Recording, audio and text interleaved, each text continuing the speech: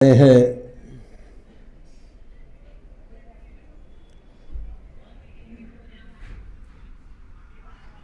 चलिए फिर भजन शुरू करते हैं। जय राधा माधव जय कुंज बिहारी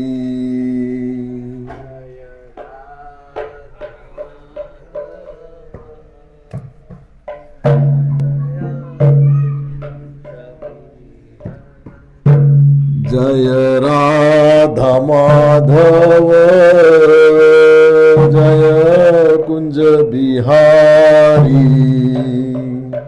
जय राधा माधव जय कुंज बिहारी जय गोपीजन वल्लभ गिरिवर धारी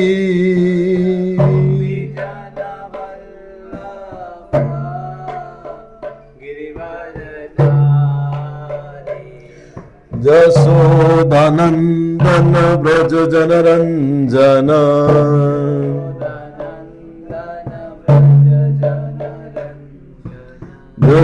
यशोदानंदन ब्रज जनरंजन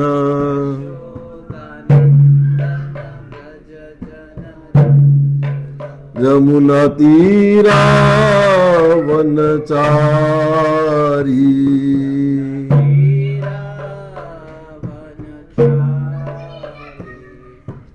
जय राधा माधव जय कुंज बिहारी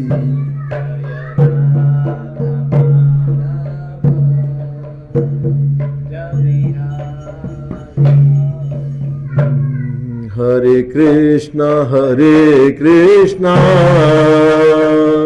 कृष्णा कृष्णा हरे हरे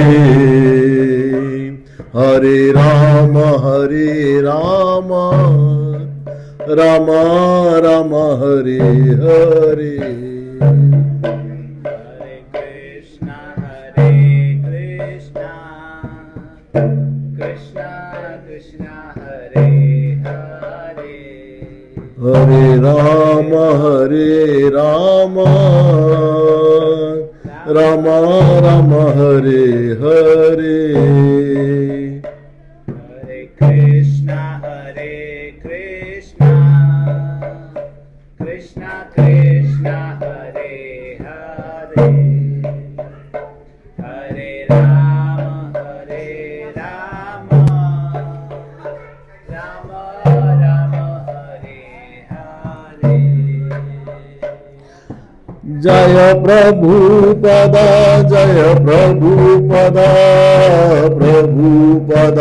श्री प्रभुपदा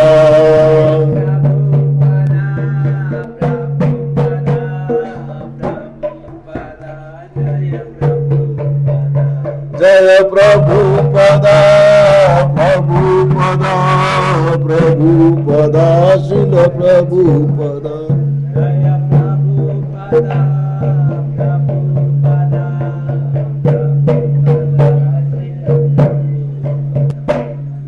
जय गुरुदेवा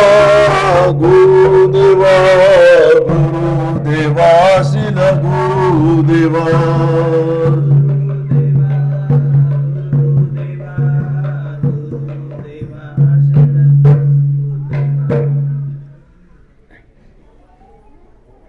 ओम नमो भगवते वासुदेवाय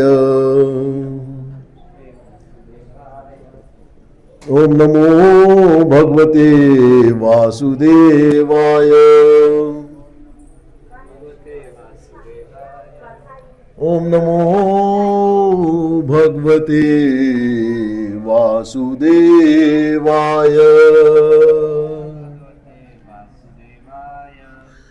नारायणं नमस्कृत्यं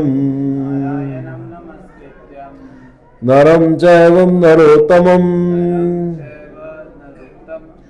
देवीं सरस्वतीं व्यासं ततो जयत मुदीरये नष्ट प्रायेषु अभद्रेषु प्रायेषु अभद्रेषु नित्यं भागवत सेवया नित्यं भागवत सेवया भक्तिरुत्तम श्लोके भवति उत्तम श्लोके भक्तिर्भवति नैष्ठिकी। भवति नैष्ठिकी। हरे कृष्णा। तो आज हम करने जा रहे हैं, आज से नया चैप्टर शुरू हो रहा है, अध्याय 10, श्री भगवान का ऐश्वर्य। बहुत बढ़िया। श्लोक आपके सामने डिस्प्ले में आ चुका है। श्री भगवान वाचा, साथ साथ बोलते जाएं, अपन टुकड़े टुकड़े में करेंगे आपके साथ, आपके लिए। भूय एव महाबाहो भूय एव महाबाहो शृणु मे परमं वचः परमं वचः यत्ते अहं प्रीयमाणाय ते अहं प्रीयमाणाय वक्ष्यामि हितकाम्यया। हितकामया। तो श्री भगवान वाचा, भगवान ने कहा। भूय मतलब फिर, एव मतलब निश्चय ही, महाबाहो मतलब हे बलिष्ठ भुजाओं वाले, सुनो मतलब सुनो, मैं मतलब मेरा, परमम मतलब परम, वचः मतलब उपदेश, यत मतलब जो, ते मतलब तुमको, अहम मतलब मैं, प्रिय मानाय मतलब अपना प्रिय मानकर, वक्ष्यामि मतलब कहता हूं, हित कामया मतलब तुम्हारे हित के लिए। ट्रांसलेशन साथ साथ बोलेंगे। श्री भगवान ने कहा, श्री भगवान ने कहा, हे महाभाव अर्जुन, हे महाभाव अर्जुन, और आगे सुनो, और आगे सुनो, चूंकि तुम मेरे प्रिय सखा हो, क्योंकि तुम मेरे प्रिय सखा हो। ऑल ज्वाइन टुगेदर प्लीज, साथ में बोलिए।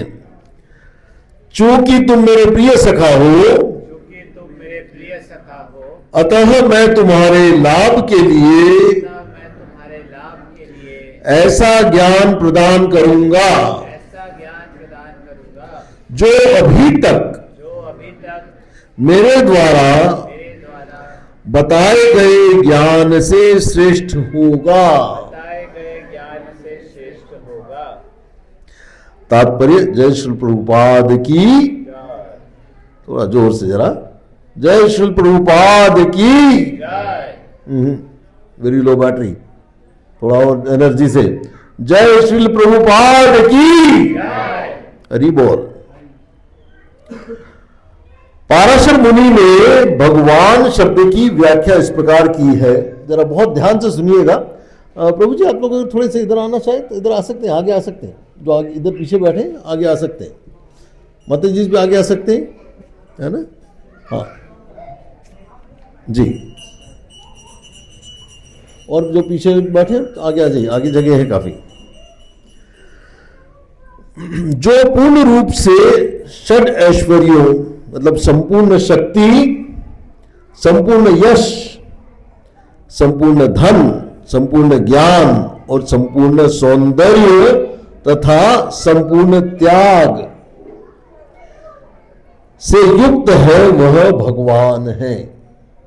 ठीक है, तो भगवान की बहुत पर्टिकुलर डेफिनेशन पाराशर मुनि ने दी है। पाराशर मुनि कौन है, को बता सकता है? पाराशर मुनि कौन?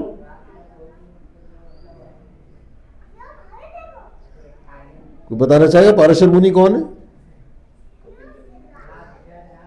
व्यासदेव के पिताश्री, ठीक है, जिन्होंने सब ग्रंथ लिखे हैं उनके पिताश्री, तो उनके द्वारा दी गई ये वर्ड है भगवान।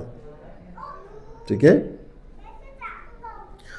तो भग मतलब षड ऐश्वर्य और वान मतलब जिनमें होते हैं। ठीक है, जब कृष्ण इस धराधाम में थे तो उन्होंने 6 ऐश्वर्यों का प्रदर्शन किया था। फलतः पाराशर जैसे मुनियों ने कृष्ण को भगवान स्वरूप में स्वीकार किया है। अब अर्जुन को कृष्ण अपने ऐश्वर्यों तथा कार्य का और भी गुह्य ज्ञान प्रदान कर रहे हैं। इसके पूर्व 7वें अध्याय में प्रारंभ करके वे अपनी शक्तियों तथा उनके कार्य करने के विषय में बता चुके हैं।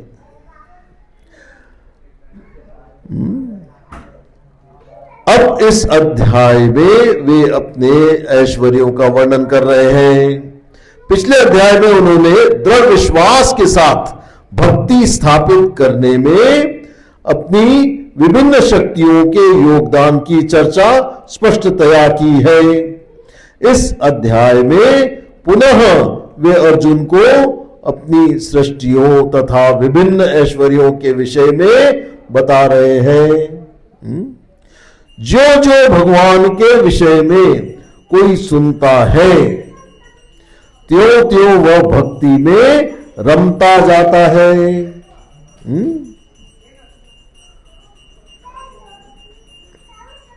तो भगवान की भक्ति बढ़ाने के लिए क्या करना है? श्रवणम, सुनना है। सुनने की गतिविधि को हमने बिल्कुल अधिक से अधिक करना चाहिए।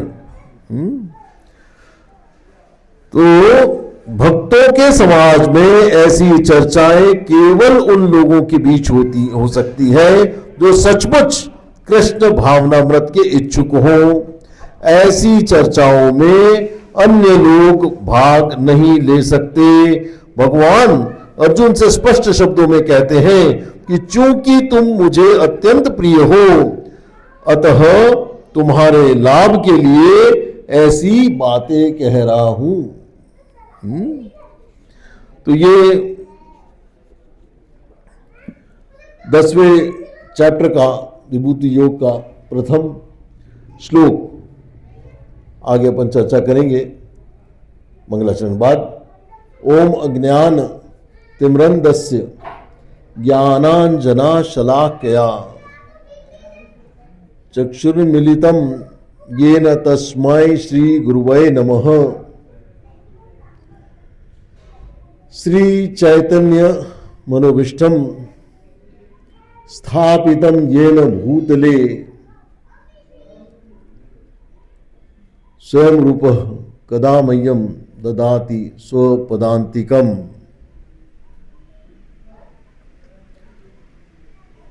वन्देऽहं श्री गुरुन् श्री रूपम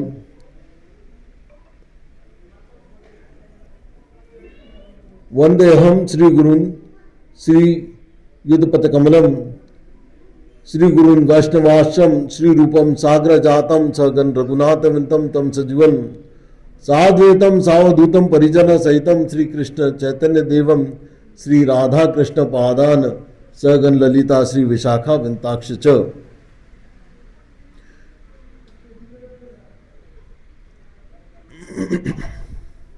नमो विष्णुपादाय कृष्णपृष्ठाय भूतले श्रीमते भक्ति वेदांत स्वामी इति नामिने।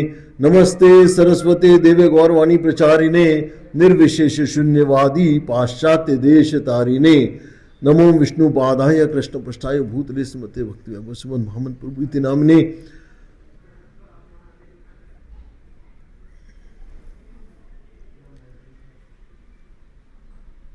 हे कृष्ण करुणा सिंधु दीन बंधु जगतपते गोपेश गोपिका कांता राधा कांता नमोस्तुते। तप्त कांचन गौरांगी राधे वृंदावनेश्वरी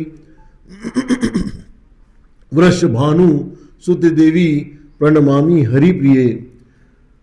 वांछा कल्पतरुभ्यश्च कृपा सिंधुभ्येव च पतिता नाम पावनेभ्यो वैष्णवेभ्यो नमो नमः।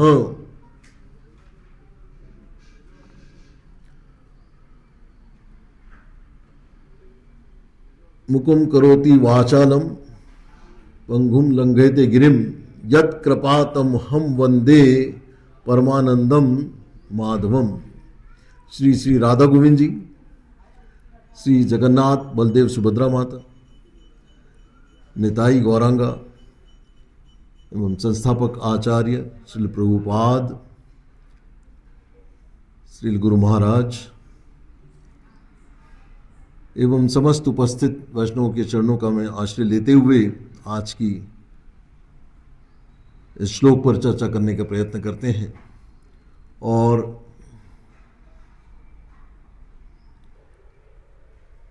ये चैप्टर जिस बारे में है उस बारे में पूर्ण रूप में पहले अपन समझने का भी प्रयास करेंगे कि भगवान को जानने का विज्ञान, यह है इस चैप्टर का विभूति योग भी कहते हैं। और 10.1 जो है इस पूरे विभूति योग को समझने का प्रवेश द्वार है। हम सब जो है भगवान को मानते हैं, इसलिए यहां बैठे है ना, लेकिन भगवान को जानते भी हैं। क्या जानते हैं कि खाली मानते हैं? कितने लोग मानते हैं? हाथ ऊपर करें, बहुत बढ़िया बात है। अच्छा, हाथ नीचे कर लीजिए। कितने लोग जानते हैं? ठीक, जानने के लिए हम यहां बैठे हैं। तो अल्टीमेट गोल यह है कि हमें भगवान को जानना है, और उस वो जानने के लिए हमें भगवद गीता का ये 10वां चैप्टर, इसके जितने भी श्लोक आएंगे अभी आप लोग ध्यान से समझते जाएंगे तो आपको जानने का अवसर प्राप्त होगा। तो आज हम समझेंगे कि भगवान स्वयं अपने बारे में क्या कहते हैं। तो बहुत महत्वपूर्ण बात यहां पे जैसे चालू होती है, श्री भगवान वाचा। कोई बता सकता है भगवत गीता में कितने श्लोकों में लिखा हुआ आता है भगवान वाचा? श्री भगवान वाचा कितने श्लोकों से चालू हो रहे हैं? कितने श्लोकों में भगवान वाचा आता है? ठीक है, तो इस प्रश्न का उत्तर जो है आज इस क्लास में अपन देने का प्रयास करेंगे कि कितने श्लोकों में श्री भगवान वाचा से श्लोक शुरू हो रहे हैं और उसका क्या महत्व है। तो आप चाहें तो लिख लीजिए, और नहीं तो इसी रिकॉर्डिंग से आप देखते रहिएगा। 2.22, 2.11, ठीक है। 3.3 मैं पूरे श्लोक नहीं बताऊंगा, आप देखते रहिएगा। चैप्टर 4 में आता है 4.1, 4.5। चैप्टर 5 में आता है 5.2। चैप्टर 6 में 3 श्लोक आते हैं, 6.1, 6.5 और 6.35, ठीक है। चैप्टर 7 में आता है 7.1।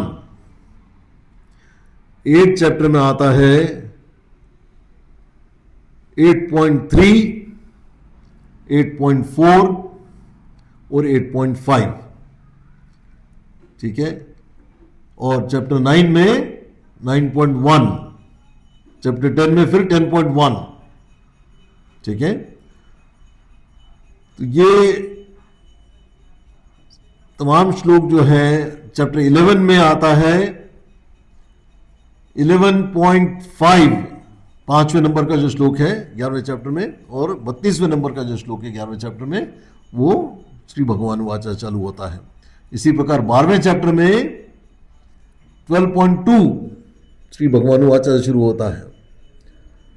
चैप्टर 13 में 13.2, ठीक है, सेकंड नंबर का श्लोक। 14 चैप्टर में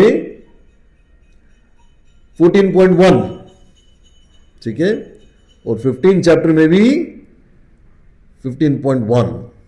तो ज्यादातर चैप्टर्स में फर्स्ट नंबर का श्लोक जो है श्री भगवान वाचा शुरू हो रहा है। इसी प्रकार 16 चैप्टर में फिर 16.1, 16.4, ठीक है, और 17 चैप्टर में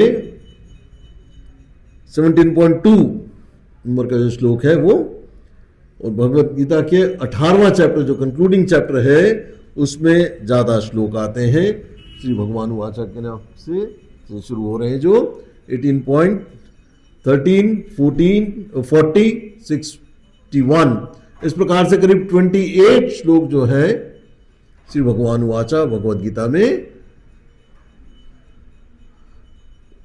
से शुरू हो रहे हैं, है ना। तो ये 28 बार बोलते हैं। जब भी बोलना ये कहा जा रहा है, तब जीवन में आपको एक बहुत महत्वपूर्ण सिद्धांत आपको इन श्लोकों के माध्यम से मिलेगा। जब भी ये श्लोक श्री भगवान वाचा के नाम से शुरू होते हैं, तो आपको लगेगा ये पर्टिकुलर श्लोक जो है बहुत महत्वपूर्ण और सिद्धांतिक श्लोक हैं, जो हमें बहुत महत्वपूर्ण बात समझा रहे हैं। और यह प्रत्यक्ष परम सत्य की वाणी है, और यहां कोई अनुमान या दर्शन नहीं है इन श्लोकों में। This is absolute instruction from absolute truth, that is Lord Krishna. ठीक है, तो यह गीता का कोर ट्रांसमिशन पॉइंट आता है। इन सब 28 श्लोकों में आपको लगेगा कि बहुत गूढ़ सिद्धांत जो है इन श्लोकों के माध्यम से समझाया जा रहा है। तो श्री भगवान वाचा, इसका अर्थ है परम सत्य स्वयं बोल रहे हैं, अल्टीमेट रियलिटी इज स्पीकिंग, और God is not abstract, he is a personal, is a person. ठीक है, तो गीता संवाद नहीं दिव्य हस्तक्षेप है, ये हमको समझना चाहिए। It's a divine intervention. ठीक है, तो गीता केवल इंस्ट्रक्शन मैनुअल के रूप में हमें इसको समझना चाहिए, और यह मानव इतिहास में भगवान का सीधा संवाद और सीधा हस्तक्षेप मात्र है। तो जब भी ये लिखा जा रहा है कि श्री भगवान वाचा, तो ये इसका अर्थ हमने, इसका महत्व हमने जाना है, और ये अर्थ हमको बहुत गौण है कि अब स्वयं परम सत्य बोल रहे हैं। ठीक है, अब सवाल ये उठता है कि क्यों केवल 28 बार या 28 श्लोकों में ही ऐसा बोला गया है। यह बहुत ही गहरा बिंदु है। आज मैं दिन भर इस पे मंथन कर रहा था कि हर श्लोक भगवान ने बोला हुआ है, फिर भी इन 28 श्लोकों में श्री भगवान वाचा क्यों है? क्योंकि ये वो श्लोक है जो एक बहुत गंभीर भ्रम की स्थिति में जब उत्तर आता है, तब ये श्री भगवान वाचा बोला जा रहा है। ठीक है, जो अत्यंत भ्रम की स्थिति में जब पहुंच जाते हैं, तब एक ऐसा श्लोक आएगा जो श्री भगवान वाचा चालू हो रहा है। ठीक है, जैसे पूरा फर्स्ट चैप्टर हो गया, फिर संजय वाचा हुआ, और फिर भगवान वाचा 2.2 से चालू हुआ, फिर 2.11 में फिर श्री भगवान वाचा आया। तो ज्ञान की परंपरा में जैसे 9.1 में राज विद्या राज गुह्या, अभी जो 9 चैप्टर आप लोगों ने सुना पिछले दिनों, फिर 18.61 में भी वही आता है, परमात्मा हृदय में है ना। तो ये ऐसे श्लोकों का इसीलिए हमको जानकारी भी होना चाहिए, हमने अलग से इनको समझना भी चाहिए कि ये क्या सिद्धांत इनमें बताया गया है कि जब जब जीवन में भ्रम की परिस्थिति आती है, तो ये सिद्धांतिक श्लोक हमको श्री भगवान वाचा इनको खोजेंगे, तो ये आपको कुछ न कुछ निश्चित रूप से ऐसा ज्ञान प्रदान करेंगे जो आपको उससे भ्रम की स्थिति से बाहर निकालेगा। ठीक है, तो जब जीवन में किसी प्रकार का कंफ्यूजन, परप्लेक्सिटी कि समझ में नहीं आए कि कहां जाना है, क्या करना है, तो अपने जीवन की गीता खोलो और खोल के वो श्लोक देखो जो श्री भगवान वाचा से शुरू हो रहे हैं। ये बहुत महत्वपूर्ण सिद्धांत जो है आपको आज के इसमें समझ में आना चाहिए कि वहां आपको डायरेक्ट गाइडेंस इन श्लोकों से मिलेगा। तो वहां कोई स्पेकुलेशन नहीं है, कोई अंदाजे की बात नहीं है, और डायरेक्ट इंस्ट्रक्शन आपको मिलेगी। ठीक है, तो इस बहुत महत्वपूर्ण बात, इस कंसेप्ट को जो मैं बताने का प्रयास कर रहा हूं आपको, इसका एक महत्वपूर्ण बात यह है कि कृष्ण केवल अर्जुन से नहीं, इन ये पर्टिकुलर श्लोक जो है हमसे कह रहे हैं। वो आपसे बोल रहे हैं, मुझसे बोल रहे हैं। ये तमाम वो 28 श्लोक जो सैद्धांतिक हैं, और अब जब भी आप गीता पढ़ें तो ये पर्टिकुलर श्लोक आपने जरूर देखना चाहिए। ठीक है, तो श्री भगवान वाचा, जैसा चैतन्य चरितामृत में आता है, जारे देखो चारे कहो कृष्ण उपदेश, तो ये वो 28 उपदेश हैं कि भगवान मुझसे बात कर रहे हैं। हर श्लोक में आपको ऐसा लगेगा कि भगवान मुझसे बात कर रहे हैं। ठीक है, तो अब भगवान वाचा वाले श्लोकों को हमने समझने के बाद एक महत्वपूर्ण बात हमको अब आगे समझना है कि 10वें चैप्टर विभूति योग में भगवान की महिमा और उनकी प्रकटियां का जो वर्णन किया गया है उसके बारे में थोड़ा सा अपन समझने का प्रयास करेंगे कि चैप्टर का एसेंस क्या है। कि चैप्टर 10 में, 10वें चैप्टर में भगवान कहते हैं कि मैं इस सृष्टि में हर महान चीज का मूल उद्गम हूं, मूल सोर्स हूं। तो ये 10.8 में आप जानेंगे। तो बहुत महत्वपूर्ण है, इसमें पूरी चतुर्श्लोकी भगवत गीता भी इसी में आएगी। तो इसके कुछ की पॉइंट्स अगर अपन जाने तो भगवान का स्वरूप जो है हमको इसी फर्स्ट वर्स से लेकर के 7th वर्स तक में हमको भगवान का स्वरूप जानने को मिलता है। भगवान स्वयं अपने स्वरूप को इन श्लोकों के माध्यम से हमको बता रहे हैं। ठीक है, मैं सबका कारण हूं, I am cause of all causes. तो भगवान की विभूतियां 19th वर्ष से लेकर के 42 वर्ष तक में जो है 82 गुण हमको पता चलते हैं कि सूर्य, चंद्र, गंगा, इंद्र, शिव, सब में भगवान की झलक हम पा सकते हैं। जो भी श्रेष्ठ है, श्रेष्ठतम है, वो मेरी शक्ति है, ऐसा इस चैप्टर में भगवान हमको बता रहे हैं विभूति योग में।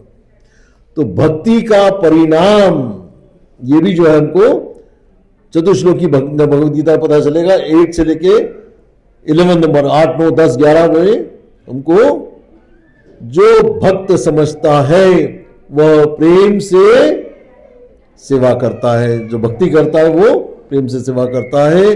भगवान उसे बुद्धि प्रदान करते हैं, हमको 10वें नंबर श्लोक में पता चलता है। ठीक है, तो ये बहुत महत्वपूर्ण पार्ट जो है हमको समझना है कि इसमें क्या चीज हमको इस पूरे चैप्टर में हमको पता चलेगी। और जो कंक्लूजन इस चैप्टर में जब आएगा तो आपको ये समझ में आएगा कि हर जगह है, हर जगह आप भगवान को देख सकते हैं, भगवान को अनुभव कर सकते हैं। ऑफ कोर्स वो बहुत उच्च भक्ति लेवल पे लोग अनुभव कर पाते हैं, जो प्योर डिवोटीज होते हैं उसका अनुभव कर पाते हैं। लेकिन हाँ, हर कोई प्रयास कर सकता है और अनुभव कर सकता है। तो अब आते हैं अपने प्रमुख श्लोक के ऊपर, 10.1 के ऊपर, कि श्री भगवान वाचा भूय एव महाबाहो शृणु में परमं वचः यत् हम प्रिय माणया वक्ष्यामि हित कामयाया।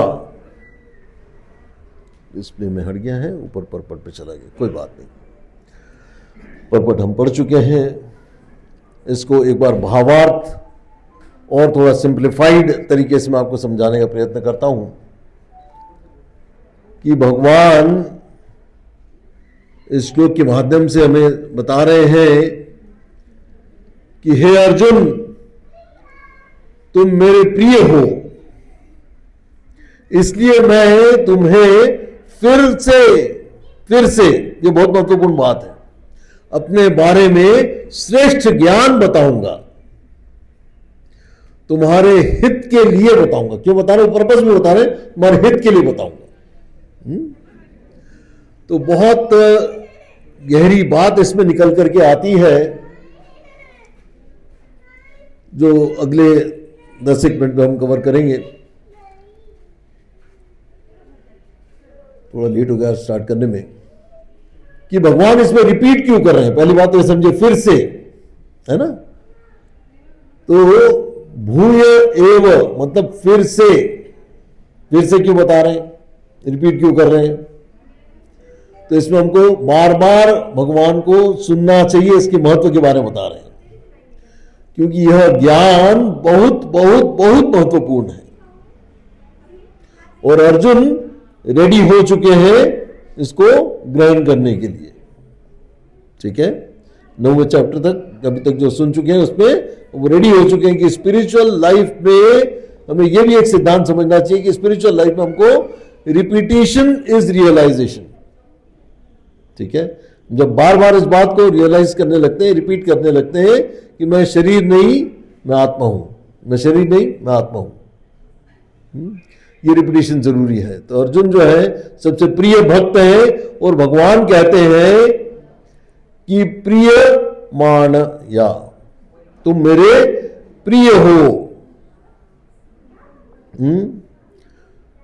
क्यों?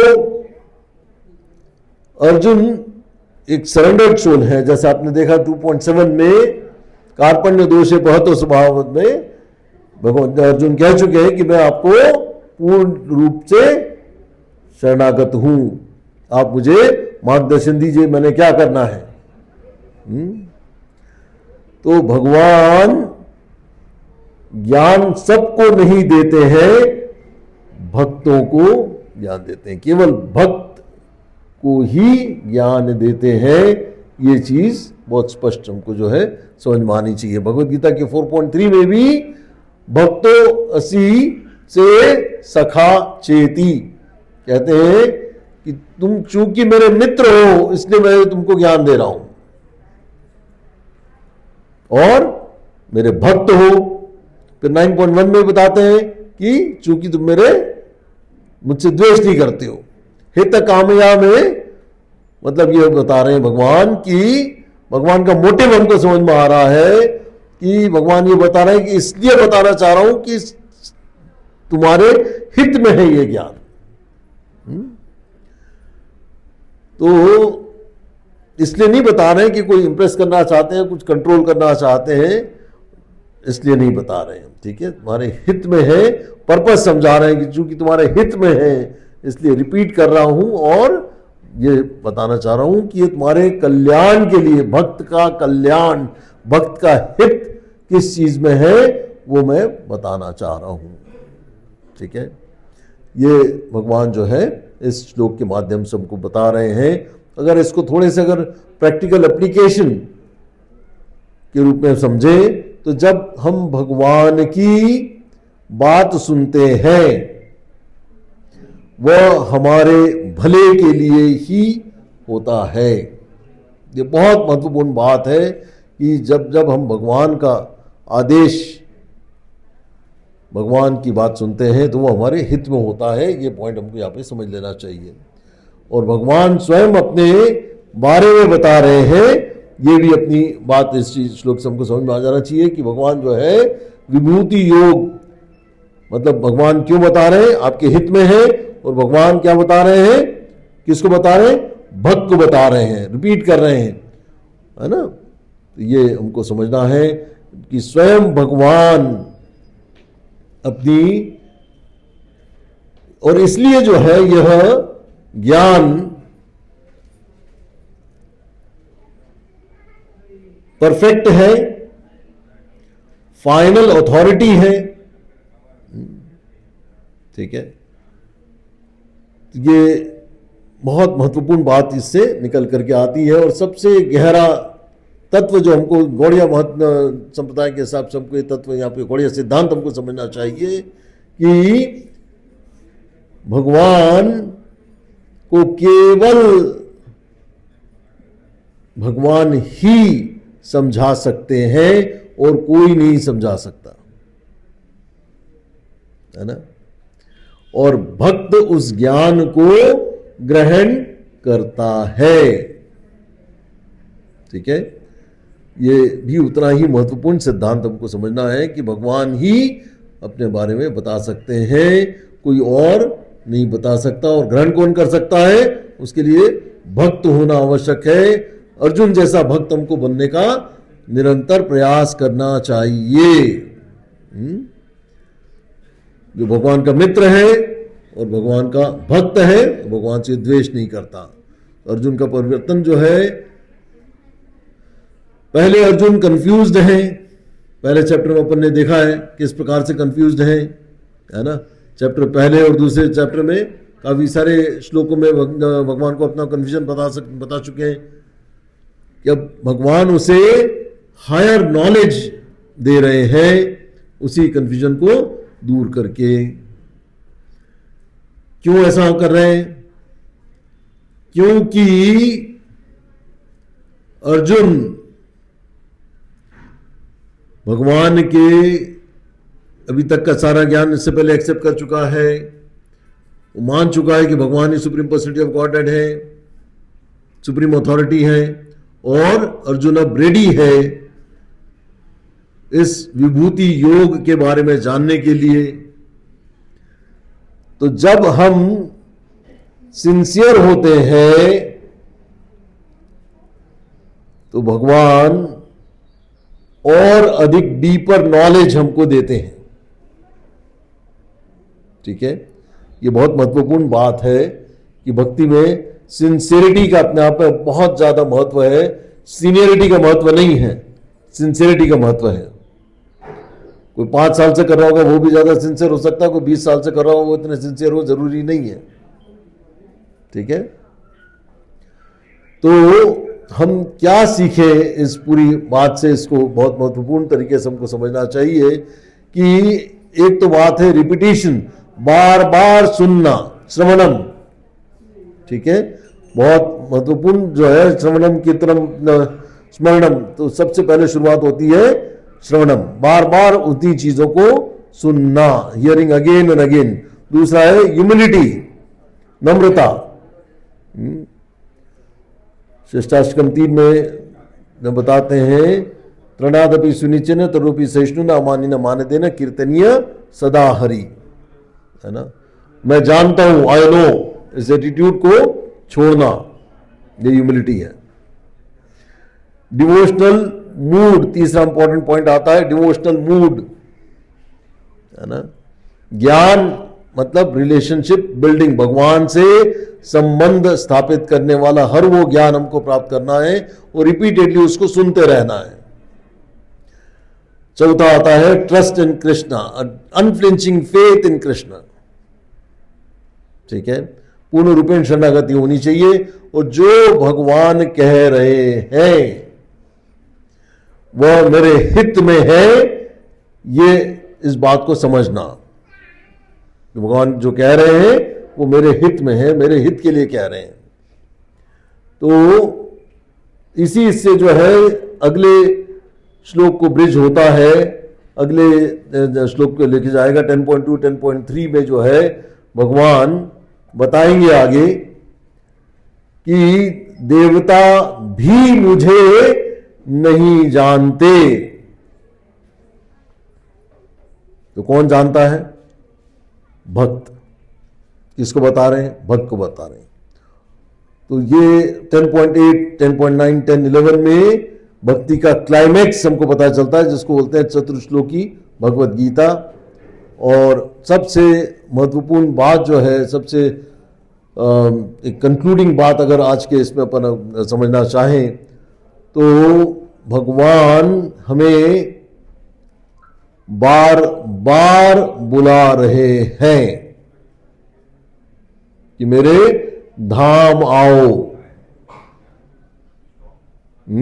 इस पूरी विभूति योग का सार यही है कि मैं तुम्हारा हित चाहता हूं, मेरी बात सुनो, मेरे धाम आओ तो वापस लौटना नहीं पड़ेगा। भगवान आपको इतना बार बार क्यों बुला रहे हैं कि दोबारा धरती पे नहीं आना पड़ेगा। हम सुनते हैं या इग्नोर करते हैं, ये हमारी डेस्टिनी तय करता है।